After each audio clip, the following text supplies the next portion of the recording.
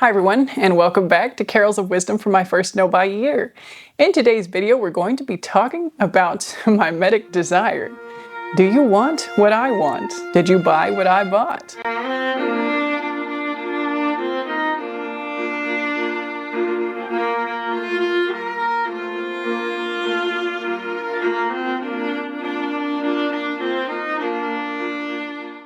So, I was kind of frantically reading this book in preparation for making this video, and I did manage to finish it, so yay! But it is fresh. I finished it earlier today, and I did the thing again where I dog-eared some pages to highlight the points that I wanted to revisit and share in this video.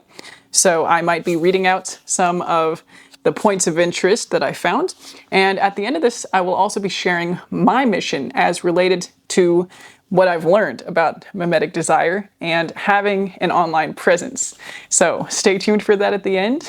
That's what's coming. The very first page that I marked here was the note to the reader at the very beginning of the book. So this is a book about why people want what they want and why you want what you want. Each of us spends every moment of our life from the moment we're born to the moment we die wanting something. We even want in our sleep, yet few people ever take the time to understand how they come to want things in the first place. So it's not an ability that we're born with, we have to learn how to want well. And these are ideas that I started engaging with as soon as I did, or a few months into doing this work of a no-buy year, of detaching myself from buying the things that I want, right?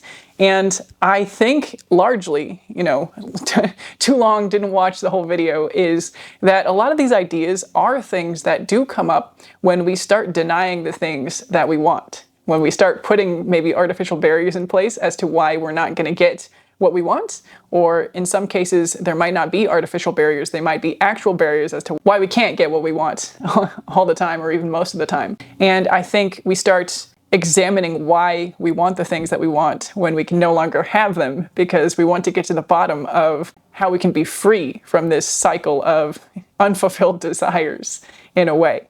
So it's not that this book necessarily has anything groundbreaking or revolutionary, which is the case for probably most books in the realms of self-help, self-discovery, information related to self-improvement, which is maybe what this is, a book about information that's related to living a better life. I don't know that it's written for the purpose of self-help, but it's written to help people realize how wanting things works and then choose how to want better or learn how to want better. So anyway, not necessarily groundbreaking, revolutionary information, but the stories in here and the facts presented in here do present it in a way that perhaps make it more understandable, more accessible, and perhaps confirm some of the things that I have experienced and learned on my own without outside resources during this no-buy year. The second page that I've bookmarked here is a diagram. Maslow's hierarchy of needs is something that I see a lot on minimalist channels, actually. Some of you who might have watched similar content might recall seeing other creators talk about Maslow's hierarchy, where you've got that pyramid with the physical, the safety, love and belonging, esteem and self-actualization at the top, with physical needs at the bottom and the realization at the top.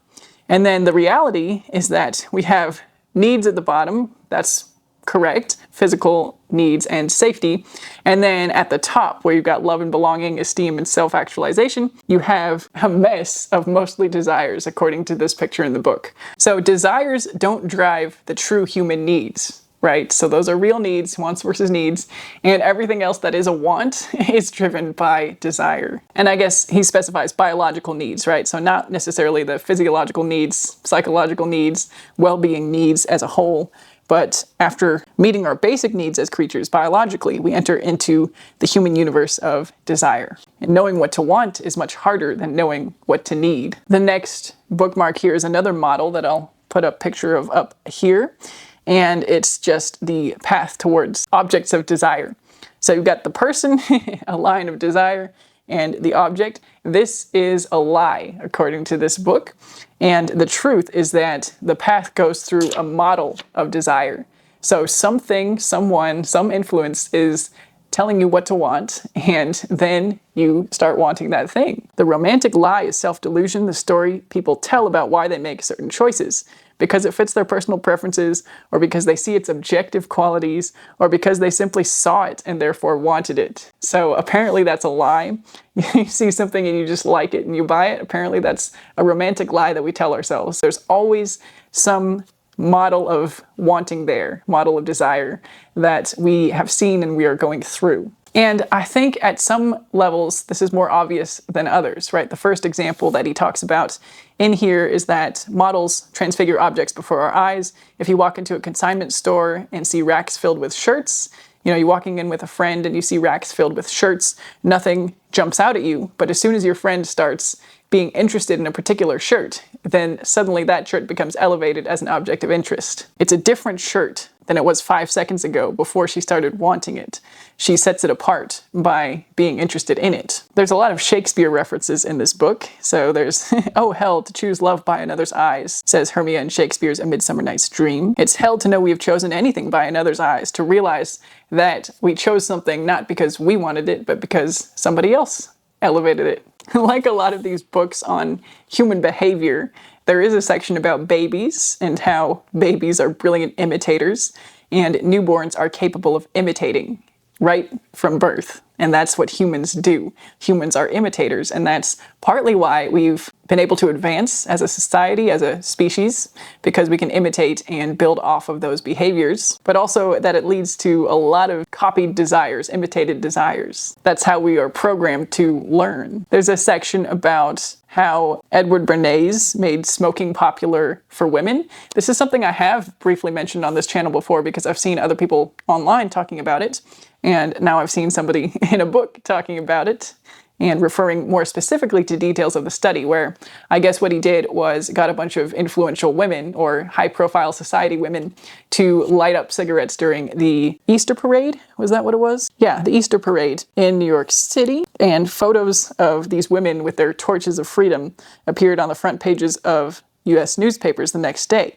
And so it destigmatized smoking for women and tripled the sales of Lucky Strike cigarettes by the following Easter. The whole event was engineered to make it look like the women spontaneously started smoking, and that the women who were interviewed about this were just bystanders in the parade or participants in the parade, not the carefully engineered plants that they actually were by Edward Bernays. So there are early examples of calculated influence in this way by making a group of people of society desire the thing by engineering publicity stunts like this that create those models of desire. And then this extends to the modern landscape of social media.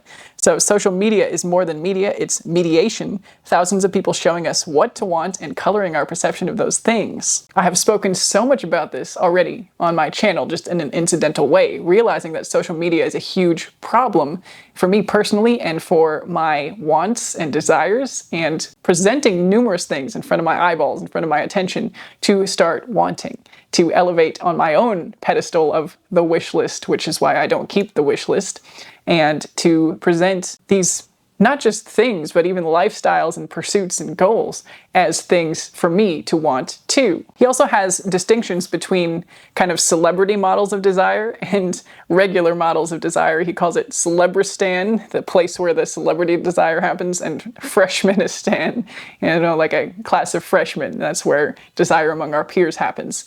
And so it's a different kind of conundrum that's presented when it's desire among your own peers. The rivalries can be real and consequences can be real, whereas celebrity kind of models are accepted as not real.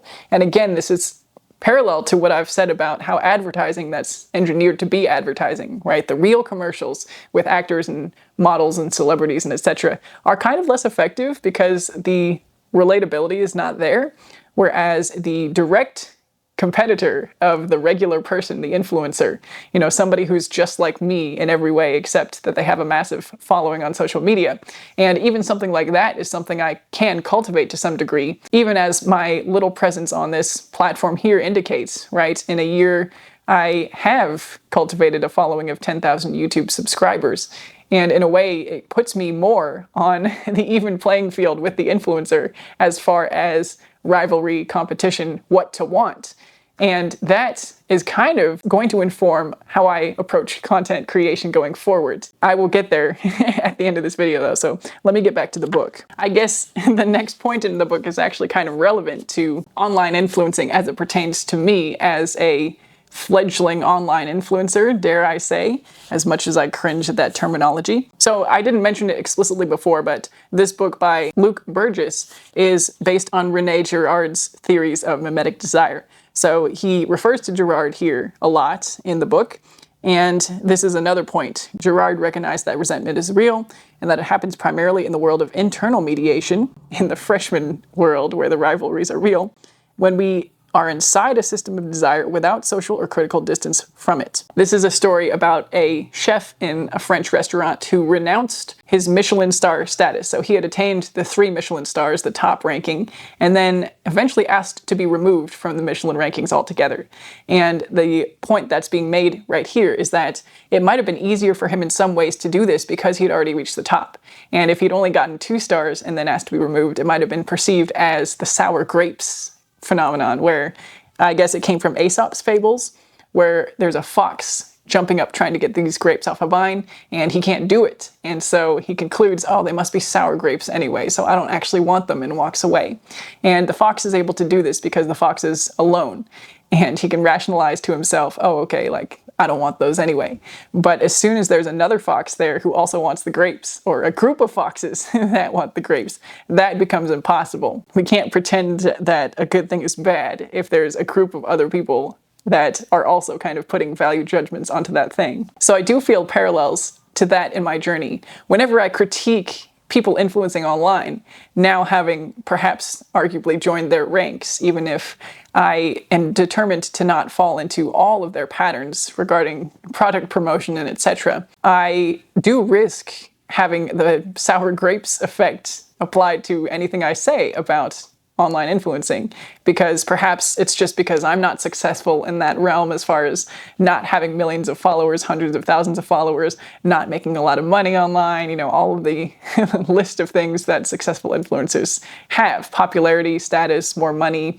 And by me being on the same playing field, being in Freshmanistan with these influencers and having the direct comparison, I can be in danger of being perceived, at least, as having the sour grapes attitude of resentment, and therefore distancing myself on that basis, becoming a mirror opposite, right? That's the other aspect of mimetic desire. Sometimes you desire the same thing as the people on your playing field. Other times you purposely go in the opposite direction because of that rivalry, of that conflict. And just for full transparency, I do mention it here as an aspect of part of what I'm doing.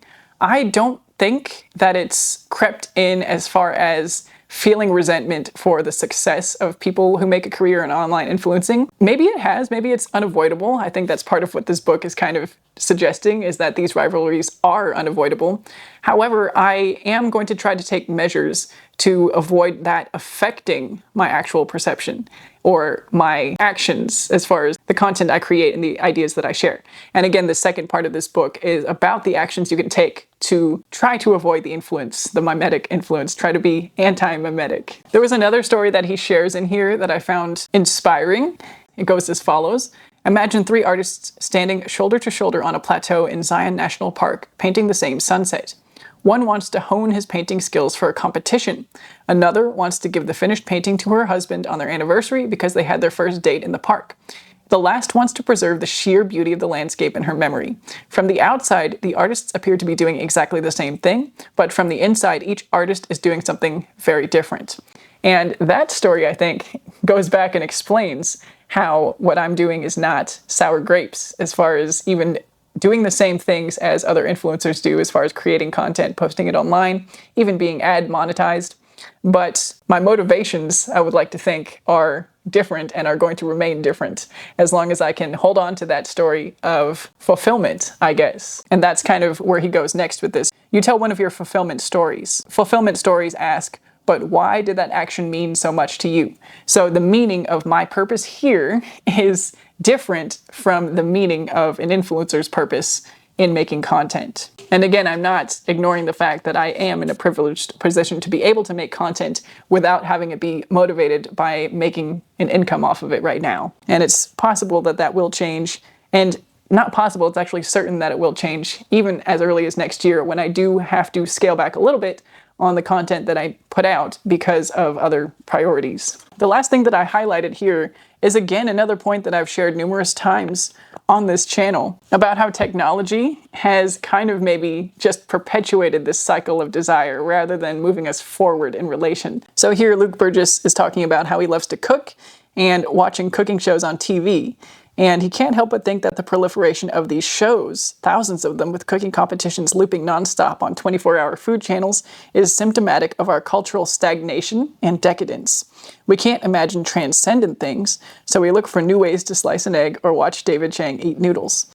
And again, this applies to every realm of social media that I've experienced, especially the consumerist realms where people are talking about products, elevating products. I just opened TikTok this morning to post my Christmas Carol cover, and the first video that popped up on the feed when I opened the app was about you don't need to shop the Sephora sale or need to get a new pair of Uggs.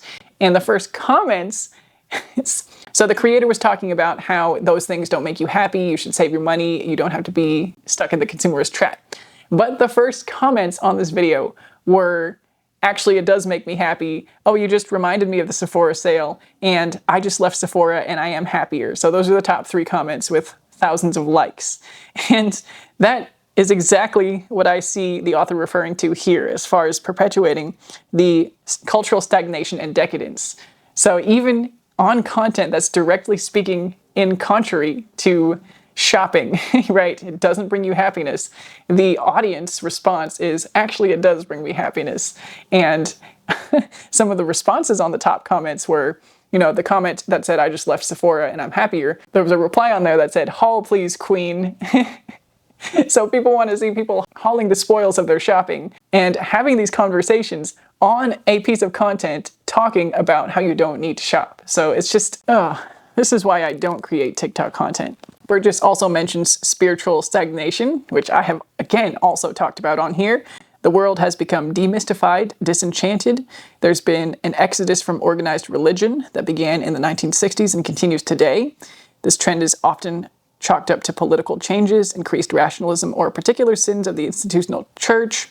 The truth is more complex. From my standpoint, there was a wholesale liquidation of deep desire, a form of Gresham's law, an economic principle specifying that bad money drives out good. In this case, thin desires drive out the thick ones. So thick desires being the lifelong kind of desires of satisfaction, you know, things that you really get fulfillment from, things that build your fulfillment stories, and thin desires kind of being that wavy graph of you want this, you get it, your happiness goes down, you want it, you get it, kind of. I think there's a graphic in here somewhere that I will put up here to demonstrate thick versus thin desires that he talked about here. There's another point here about how New York University Stern School of Business professor Scott Galloway thinks that each of the big 4 tech companies taps into a deep-seated need in humanity. Google is like a deity that answers our questions, read prayers. Facebook satisfies our need for love and belonging. Amazon fulfills the need for security, allowing us instantaneous access to goods in abundance to ensure our survival. And Apple appeals to our sex drive and the associated need for status, signaling one's attractiveness as a mate by associating with a brand that is innovative, forward-thinking, and costly to own. In many ways, the big 4 tech companies are serving people's needs better than churches do. So, wow. And I guess YouTube is a part of Google, right? So in that way, we here are feeding one of the big 4 tech companies that is a stand-in for the deep-seated needs in humanity. I just found that really poignant to read in that explicit of a form. So anyway, the final page of this book is actually going to be my new model, dare I say, to be direct about it, for how I create content on this channel. And it's something I was already interested in doing. So it's not as if I didn't have any of these ideas before reading this book. maybe this is me telling myself the romantic lie again of like, oh, I was going to do this anyway. I wanted to do this. But I do realize that a lot of my motivation to do this is in mirror to a lot of the models of desire that I see online, right? So maybe that's more of what it is than this page of this book in reality, is me wanting to do the opposite of what I see. Anyway, so live as if you have a responsibility for what other people want.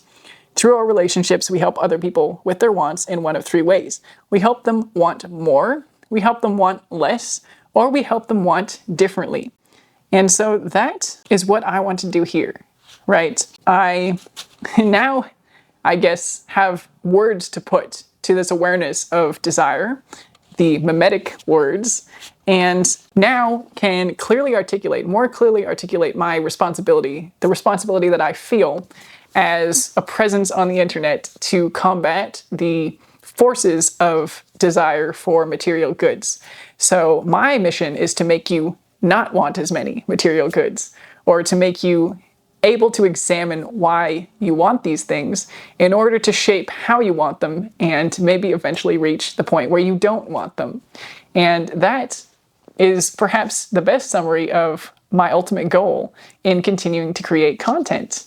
And there will be some changes in, I guess, the branding of this channel and the nature of what I share in the year 2025 to reflect those goals. So I have already talked pretty endlessly on this channel about why I want some of what I want, some of the direct influences that I've experienced. There are numerous reasons, numerous videos. There are other videos where I showcase the romantic lies that I tell myself about why I want something more independently, or why I think wanting this is better than wanting that, or even why I appreciate this more than that.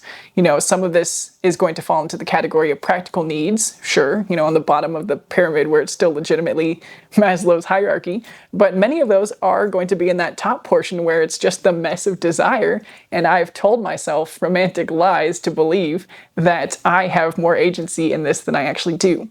And all of that to say, I want to hear from you. Now, I want you to share your stories in the comments. Can you think of examples of this mimetic desire where you have followed a model that you can pinpoint in your own life?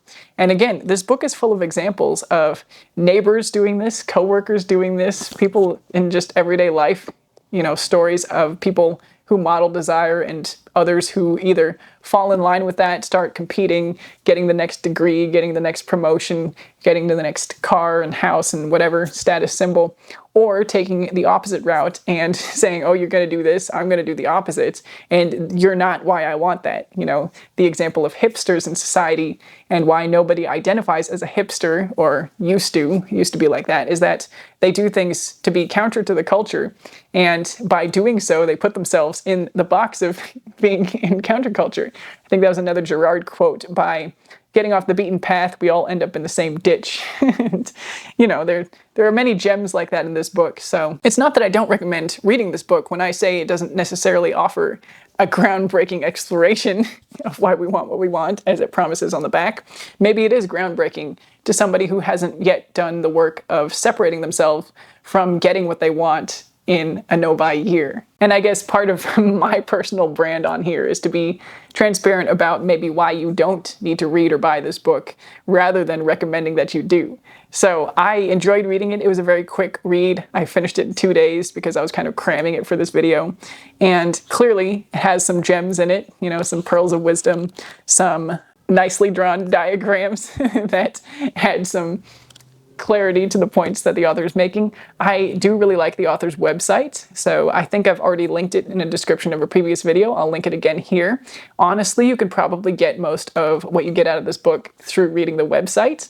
And again, not to discredit this author or drive down his sales or invalidate his work. I admire what he's done. I appreciate the book.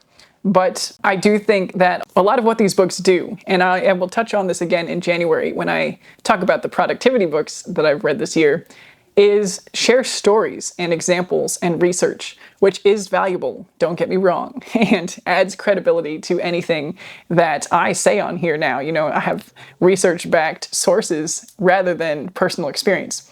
However, in the practical application of it, I'm not really any further along than I was before. I just have words to better communicate than I did before. And for somebody trying to share these ideas, that is really valuable. But in practical life, you know, you on the other side, if you're not trying to share these ideas with any audience, and just going from the perspective of personal growth, you may not need to take the time to read this book or possibly spend the money to buy this book or borrow this book from the library for free. If you can get it for free, then yeah, it's an enjoyable read. But it was not at my library, hence buying it myself from thrift books. Anyway, I'm gonna rein myself back in from the weeds that I'm getting into. I look forward to reading any of your comments about influences in your life, instances where you can identify your model of desire, maybe even episodes of Seinfeld where you remember seeing these models of desire being played out. He references Seinfeld a lot because apparently that show is a master of presenting examples of this. That's where much of the comedy comes from. And it makes sense, right? So yeah, maybe I take it all back. Read the book. It's fun. It gives you all these real life examples from Seinfeld, classic literature, politics, and that maybe is more valuable than I give it credit for. Sorry, Luke Burgis, if you ever see this video. I do like your book. I do recommend it. I am just in the mentality of a no-buy year and want to be very wary of encouraging anybody to buy anything ever. So there we go. Okay, wrapping it up here before I dig any more deep holes. And I will say bye for now and see you in the next one.